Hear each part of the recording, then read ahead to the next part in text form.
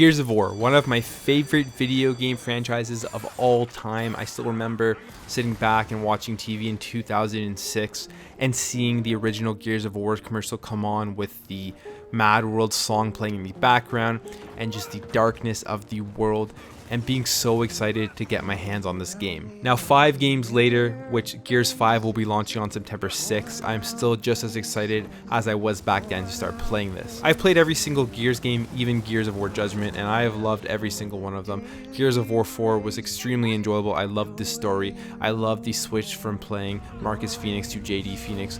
And just, there's so many good memories from playing these games. One of the best memories I have, and saddest, was in Gears of War 3.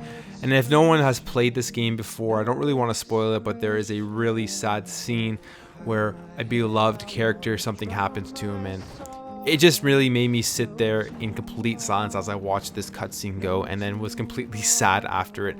And those are the types of moments that have drawn me into Gears of War and absolutely loving this series. But over the years, after playing through each and every single one of them, I have to admit it was always a ton of fun. But in the back of my mind, I always thought this is the same tried and true formula over and over and over again. And I'm wondering if they will ever stray away from this. Well, we have some good news. It seems like Gears 5 will be a different Gears game in the sense that it will be more open and there will be RPG mechanics to it. So a lot of media companies, a lot of news outlets have been able to fly down to Coalition Studios in Vancouver, the team behind Gears 5, and play the campaign for 5 hours.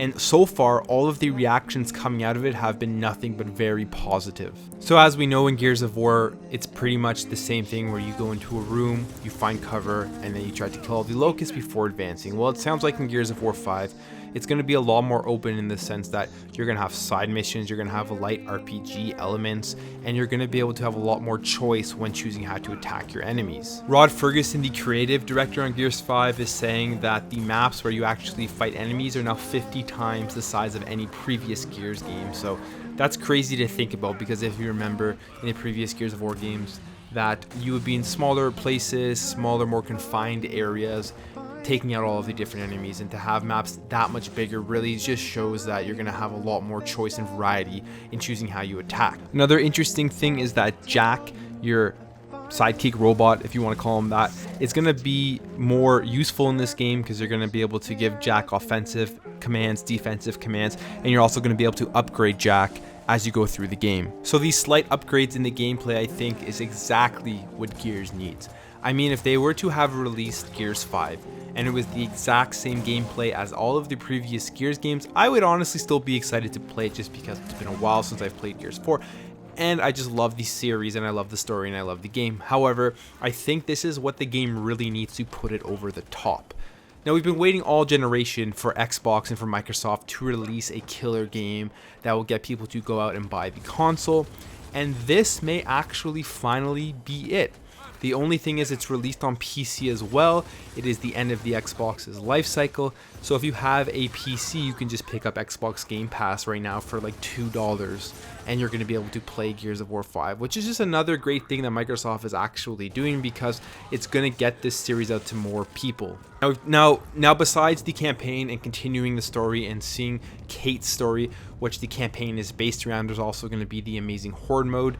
There's going to be multiplayer, which is a ton of fun. And then there's the new co-op game mode called Escape, which is basically you're infiltrating a swarm hive, you're putting a bomb to blow it up, and you're going to have to survive trying to escape the hive as the bomb counts down. So there's going to be a lot of fun content to do with this game, and it sounds like the campaign as well is going to be about 20 hours long, and usually Gears of War campaigns are about 10 hours long, so that's an extra 10 hours plus side content and everything.